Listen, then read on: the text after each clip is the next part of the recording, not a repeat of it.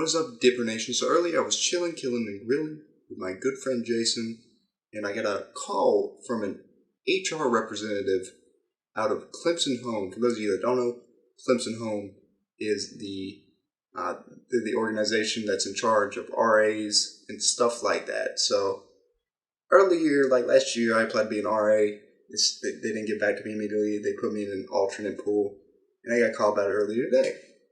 So the lady, who was very nice at first, but that quickly changed in tone, was like, "Hi, Noah, how you doing? You still in the alternate pool?" And I was like, "Yeah, I am. Anything happening with that?" And she goes, "Well, it's been brought to my attention that there's a video of you portraying the consumption of alcohol by minors."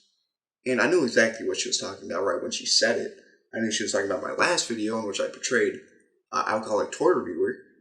And it was completely satire. I explained that to her. Went right over her head. She didn't get it. So she goes, "Well, how would you explain this to somebody who's coming into Clemson as a resident, as a first-year resident, doesn't know you, sees the video, and how would you handle that?" And I say, first of all, nobody's watched my videos that doesn't know me. I mean, that's just kind of how it is. No offense, guys. Love you. Big hearts. Second of all, they're not really looking at me and being like, "Oh, he's a role model. I should act exactly like him." As much as they want to believe, RAs don't do shit. They talk to the residents maybe twice during the entire year that they're there. I think they're required to talk to them twice and write up some report. They're there for security and safety and making sure nothing that would hurt their feelings is going on.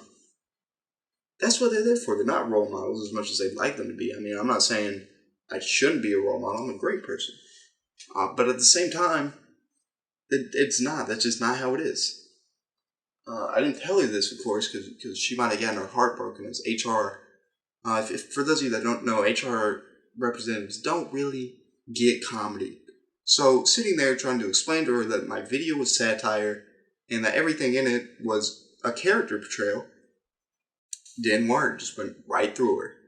So she kept asking me stupid questions like, "Well, someone brought it to my desk, so don't you think that somebody had an issue with it?" Yeah, someone that works for you is probably a spineless coward, found my video, saw that it said alcohol in the title, and reported it to you, because that's probably their job.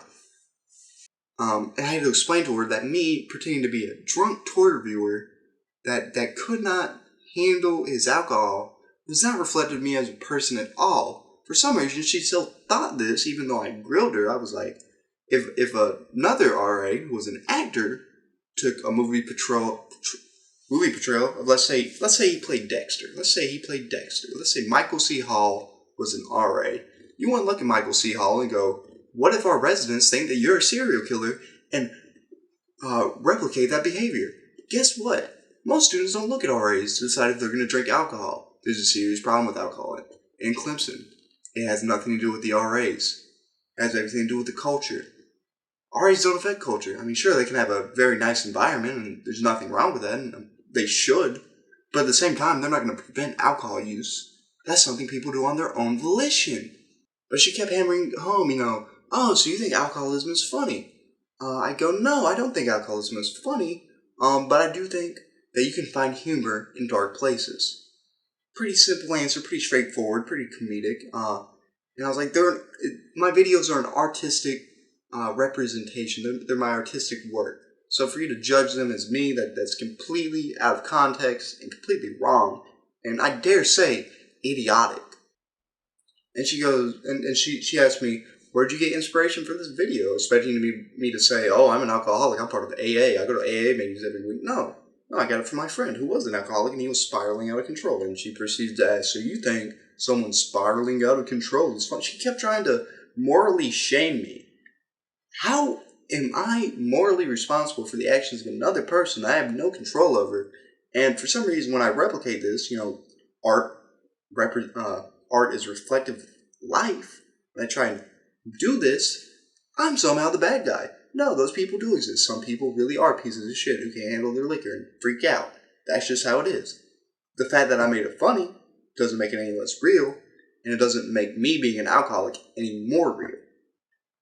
I think that the fact that somebody found my video problematic and it went through some bureaucracy of desk and it finally reached hers when she hadn't even watched the video. She just heard down the grapevine of diplomatic bureaucracy that, ooh, this guy was drinking alcohol in the video. I don't drink alcohol in the video. I barely drink alcohol in general. But for some reason, they decided that whenever they found a problem, because that's what they were searching for when they were going through my social media, my videos, and my YouTube and everything, they were looking for a problem. I'm sure if they didn't find any problem with the video where I pretend to do crack, because guess what? They didn't go through it. They just saw the title, Alcoholic Toy Reviewer, and they decided, oh, that's problematic. We can't have our RAs being alcoholics or representing this type of behavior. They saw it. They saw the title. They didn't watch the video. If they watched the video, it'd be very fucking clear that I didn't do anything.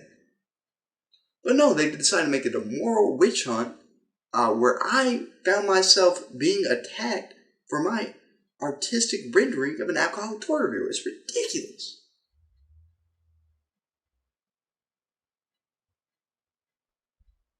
So I argue with this woman, and every time I make a valid point, she just glosses over it. Well, how would this look from an HR perspective? Well, what the fuck is an HR perspective? Someone who looks for problems and eventually finds them, and sometimes there's not even a problem. So they look at stuff that might be deemed problematic. That's just how it is. That's your job. That's what you're here for. You're here to find issue with me as a person when there isn't one. That's what you're here for. And you're doing a terrible job at it. So, to all the people at Clemson Home, if you think that giving me this phone call will make me delete my videos and maybe make me clean up my fucking image, go eat a dick. I mean it. So, thank you guys for watching. Stay dipping. Praise Dale, praise Dale. Go ahead and Nice. Hey. They tell me that I'm rockin', so I gotta roll. Ay, flip the packin' and it's right back to the studio.